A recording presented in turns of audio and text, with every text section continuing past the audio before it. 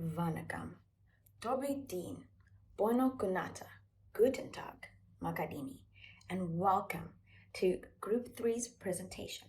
We'll be focusing today on Emirates Airlines value chain analysis with our cabin crew, Ivan, Rosalia, Iacopo, and Constantine. We'll be cruising through this presentation, showing you each step of a value chain. On to you, Constantine. Thanks, Anesu. Let me start off with the primary activities. First point, inbound logistics. They consist of receiving, storing, and inventorying inbound products and services. Emirates has a large fleet of aircraft to manage. Moreover, it needs a lot of oil for refuel purposes. As it is a considerable cost, it is hedged to fixed price. Besides, food and beverages are supplied by a huge supply network.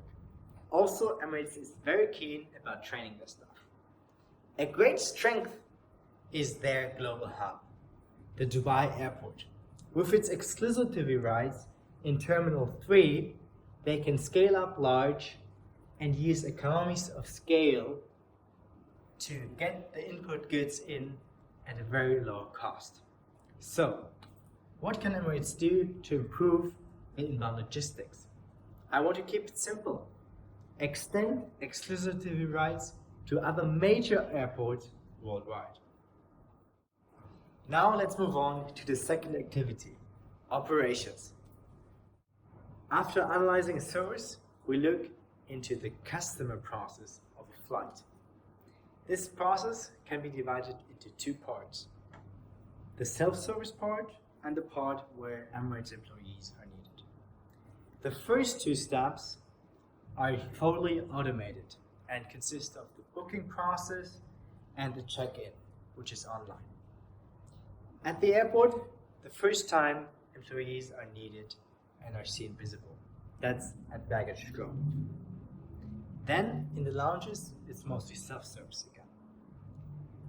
When departing, the staff is needed again, be it at boarding, during service, or at baggage claim after landing. But there is also a self-service part in the in-plane entertainment system. Besides that, there are numerous processes that are invisible for the customer, be it the yield management in the booking process, or the airport pushback and the aircraft landing before departure, and then after arrival, the same process again, only in reverse. As you can see on the timeline on the left, this is when delays and long waiting times are common. Therefore, we see a huge potential for improvement in these processes if we can make them more data-driven and use technologies such as AI. Since we consider a service and not a product, there are no classic outbound logistics. In its place, I want to talk about the output of flying. In our customer's interest is to come from point A to point B. For this purpose, Emirates has created a large destination network. Now's the time to strategically rebuild the pre-corona network and snatch away important hubs from competition. Next, Ivan will continue with marketing and sales. Thank you, Konstantin. Let's talk about marketing and sales. In Emirates, the customers get the major focus, and all the marketing activities are directed towards the satisfaction of the customers. There are mainly 4 areas of marketing, which also known as the marketing mix. And these are product, price, promotion, and place.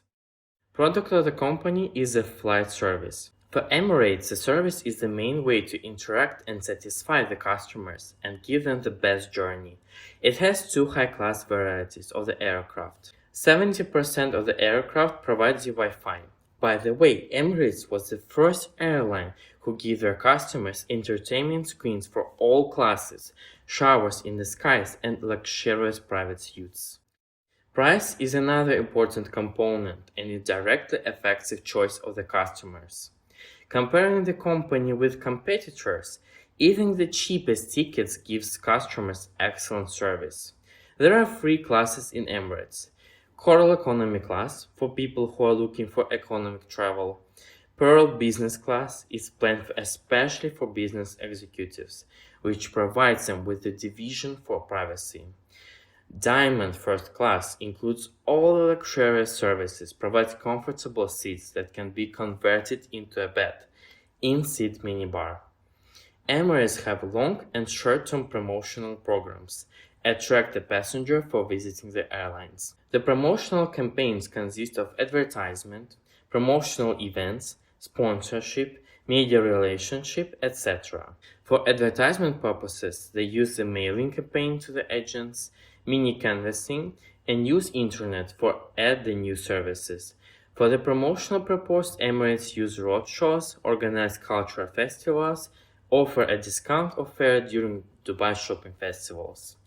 Company has used its hub as a strategic location for its maximum benefits to occupy the position of the global transporter. Tickets for Emirates can be booked through travel agents or tour operators. The distribution strategy for it also includes their websites where you can book your tickets, cancel your tickets, see information about price, available discounts, and packages offered. Now let's move to the after-sales service. In United Arab Emirates, Emirates Airlines were elected as a top airline service through the customer survey. The company has a very detailed and diverse assessment system. When you're in lounge before entering the plane, staff will definitely ask you about your past time here. A short review in the form of a simple emoticon will appear on your screens in the aircraft after landing. On the Emirates website, you will see a request for a separate review for various flight points. Each class marked like first economy business, food and beverage service, in-flight entertainment and seating. I would also add an assessment of work of staff and cleanliness. Staff also recommends leaving a review in TripAdvisor as one of the large platforms for reviews. Now, I will explain about the two support activities, the firm infrastructure and the human resource management. Firm infrastructure at Emirates Airlines consists of various activities such as quality management, general management, finance and accounting, planning and legal services. Emirates Airlines was first started by the UAE government as a strategic investment to attract investment in the country. The counters which are set up in the airport was sponsored by the UAE government, and in addition, Emirates is a tax-free company. Emirates Airlines utilizes a vertical integration strategy, that is, the strategy that allows the company to streamline its operations by directly taking ownership on their stages in the production process rather than relying on external companies or suppliers. The airlines has their own check-in and service desk, boarding and lounge services, and as well as the baggage and the handling services. Emirates Airlines also owns several hotels and resorts. Furthermore, the airline transport cargo via Emirates Sky Cargo. Human resource management activities include recruiting, training and development, people planning, hiring, and skills assessment. The Emirates Airlines has more than 60,000 employees working in their company. The airline recruits their workers from their own aviation college, that is the Emirates Aviation College, where they prepare potential employees for themselves by teaching them more about aviation and giving them more practical knowledge. Talking about their uniform, which is unique, from which we can identify them easily with their uniform itself. Then, the Emirates Airlines consider human capital as their most important asset, so they provide various facilities like giving them accommodation and giving them transport services to make their life easier. Now, Iacopo will be discussing about the other two support activities. Thank you very much. So now let's analyze the technology development. In a modern technological advanced era, almost all value chain activities depends on technological support. The technological integration in production, distribution, marketing, and human resource activities require Emirates Airlines to realize the importance of technology development. Here are some examples of the most important sides of technology development. In-house Research Center, which is an R&D facility, is responsible for the continuous improvement of the existing products and technologies. One of the recent innovation is the live TV facility for its passengers. Engineering Center located at the north of Dubai International Airport, is considered one of the largest structures in Dubai, employing more than 5,000 people, of which more than 1,000 engineers. Computer reservation and check-in services. Customer can book the tickets through the online platform provided by Emirates in its website, and Emirates can also collect customers' baggages from their home. Last one is the Training Institute. Emirates has successfully signed an agreement with Boeing for training curriculum and also software support for their academy. This is the most advanced pilot academy in the world. Of course, there are some risks. In fact, there are possibilities for disruptions in IT system governing the airline operations. For example, a breakdown of the IT systems that govern air traffic control will bring huge financial losses for the company. Now, let's skip to the procurement part. Emirates uses tendering process to select products and services that they like to purchase or outsource. As a result, the company have more than 500 suppliers around the world for different departments of the airlines. Most important are the in-flight systems and electronics. In fact, they provide in-flight entertainment called ICE, which is a combination of Panasonic and Rockwell system. Then, regarding the in-flight material, for example, the aircraft seats are supplied by Zodiac, an American company, fitted with Panasonic LCD screens. And the first class seats of the biggest airplane, the biggest Airbus, features the zero-gravity model by Mercedes-Benz. Food and catering services is provided by the Emirates Catering Service, which is located next to Dubai International Airport, and they are one of the biggest one, and they serve more than 200,000 meals every day. The risks, basically all of the Emirates plane are based in Dubai because they have one biggest hub, which is the Dubai International Airport. But the biggest model require a huge stock of machine spares. Since despite there are several suppliers, it's difficult to keep records of all the transactions and also the prices of the different currencies that could have a very high impact on the supply chain costs.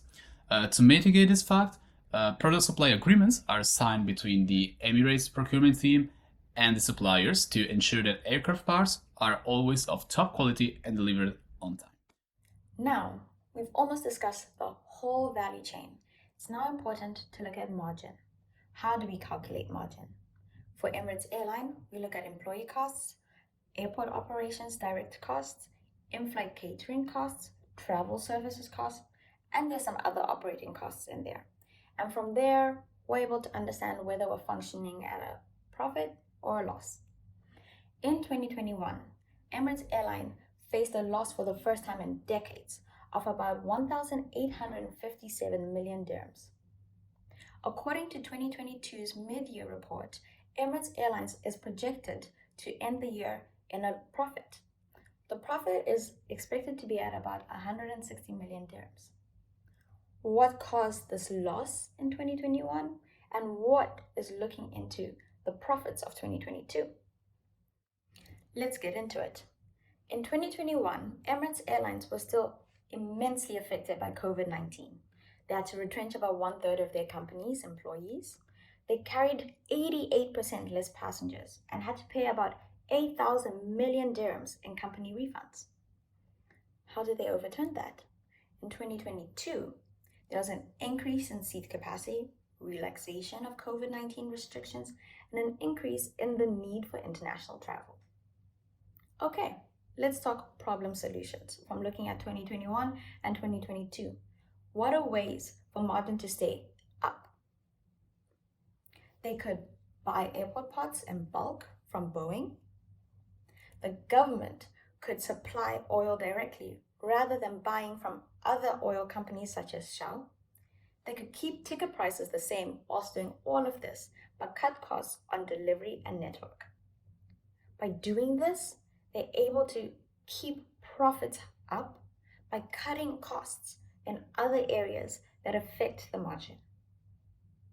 Thank you so much for listening to our presentation. Thank you for coming with us through this amazing ride. I hope you enjoyed yourself, and we hope to see you soon.